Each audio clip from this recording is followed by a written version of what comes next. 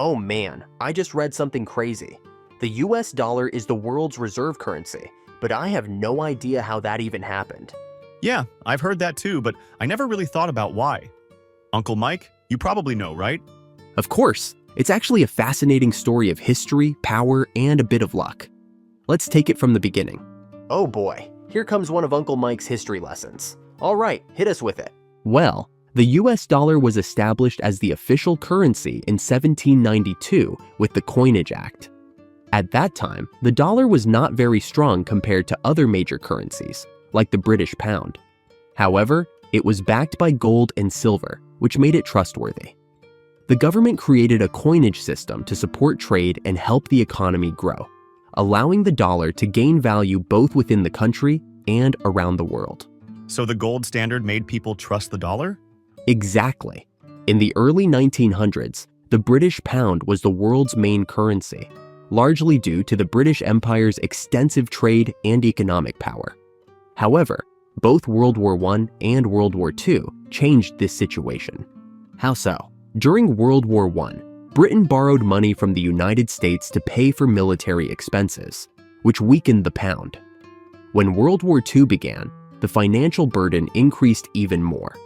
The destruction caused by the wars led to a shift in economic power, with the United States coming out as a strong economic leader. As a result, the US dollar started to play a bigger role in global trade, and the British pound's dominance began to decline. Wait, Bretton Woods? I've never heard of it. Let me explain. The Bretton Woods Conference took place in July 1944, involving representatives from 44 countries. It was a significant meeting aimed at establishing a new international monetary order following the devastation of World War II. The delegates decided to make the US dollar the cornerstone of the global financial system. Instead of backing their own currencies with gold, countries agreed to peg their currencies to the dollar, which itself was convertible to gold at a fixed rate of $35 an ounce. This system helped promote stability and foster international trade, as it provided a reliable framework for exchange rates among countries. Ultimately, Bretton Woods laid the groundwork for economic cooperation and the establishment of institutions like the International Monetary Fund, IMF, and the World Bank, which continue to influence global economics today. So that's how the dollar took over, just like that? Pretty much. With the US holding most of the gold and having the strongest economy, it just made sense. And then what happened? Well, after the war, America helped rebuild Europe through the Marshall Plan, pumping billions of dollars into their economies. That made the dollar even more powerful. And Americans were living the good life, right? Buying houses, cars, and all that? Exactly. The post-war boom turned the US into an economic powerhouse. Since most global trade was now done in dollars, other countries had to keep dollars on hand, making it even more dominant. But I know at some point we stopped using gold to back the dollar. When did that happen? Good question. In 1971, President Nixon ended the gold standard because the US was running out of gold to support all the dollars in circulation. That was called the Nixon shock. From then on, the dollar became a fiat currency, meaning it's backed by trust in the US government, not gold. Whoa, so what happened after that? The 1970s were rough. High inflation, oil crises, and economic uncertainty. But despite all that, the dollar stayed strong because the world had become so dependent on it. Didn't other currencies try to compete, like the euro? Yep. The euro came along in 1999, and some thought it might replace the dollar.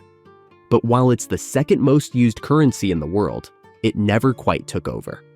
The US economy is still massive, and the world trusts it more than most alternatives. But now we've got Bitcoin and digital currencies. Could they take over? That's the big question.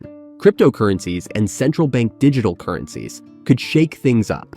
Some countries, like China, are already experimenting with digital versions of their money to reduce their dependence on the dollar. And I've heard countries are trying to avoid using dollars for trade because of sanctions. Right.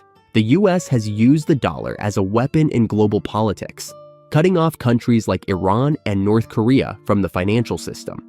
That's making some nations look for alternatives. Plus, with all the money printing and inflation, doesn't that weaken the dollar? It could, but for now, the dollar is still king. Most global trade, especially in oil and commodities, is still done in dollars. Changing that would take time. So what's the bottom line? Is the dollar staying on top or not? For now, it's still the world's reserve currency. But challenges are growing. The rise of digital currencies, economic shifts, and geopolitical tensions could change things. The next few decades will be crucial. So, we might see history repeat itself.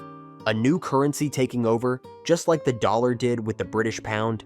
It's possible, but one thing's for sure. Money isn't just about numbers on paper. It's about trust, power, and the way the world works. The story of the dollar isn't over yet. Well, that was way more interesting than I expected. Thanks, Uncle Mike. Yeah, now I actually understand why the dollar is such a big deal. Anytime, boys. Now who's up for some pizza? You know, the dollar's dominance isn't just about economics. It's also about politics and culture. For example, Hollywood, Silicon Valley, and Wall Street all contribute to the dollar's global influence. When people around the world watch American movies, use American tech, or invest in American companies, they're indirectly supporting the dollar's status. That's true. I never thought about it like that. Yeah, it's like the dollar is everywhere, even when we don't realize it. Another key factor is oil. After World War II, the America struck a deal with Saudi Arabia to price oil in dollars. This created a huge demand for dollars, as countries needed them to buy oil. This arrangement, known as the petrodollar system, has been a major pillar of the dollar's dominance.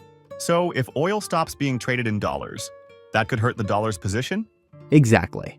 Some countries, like Russia and China, are already exploring ways to bypass the dollar in oil trades. If more countries follow suit, it could weaken the dollar's global standing. What about Bitcoin and other cryptocurrencies? Could they replace the dollar? It's possible, but unlikely in the near future. Cryptocurrencies are still too volatile and lack the stability needed for a global reserve currency. However, central bank digital currencies could be a game changer. Countries like China are already testing their digital yuan, and if successful, it could challenge the dollar's dominance. So the future of money might be digital? It's looking that way, but whether it's the dollar, the euro, or a new digital currency, the key will be trust. People need to believe in the stability and reliability of the currency for it to succeed. The US dollar has had an incredible run as the world's reserve currency. It's been a symbol of American power and economic strength for over a century. But as the world changes, so too might the dollar's role. Whether it remains on top or is replaced by something new, its legacy will always be a testament to the power of trust and innovation. That's deep, Uncle Mike. Yeah, I never realized how much history and politics are tied to money. That's why it's so fascinating.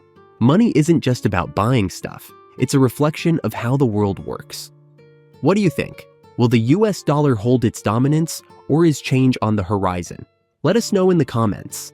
And don't forget to like, subscribe, and hit that notification bell for more insights into the world of money and history. See you next time.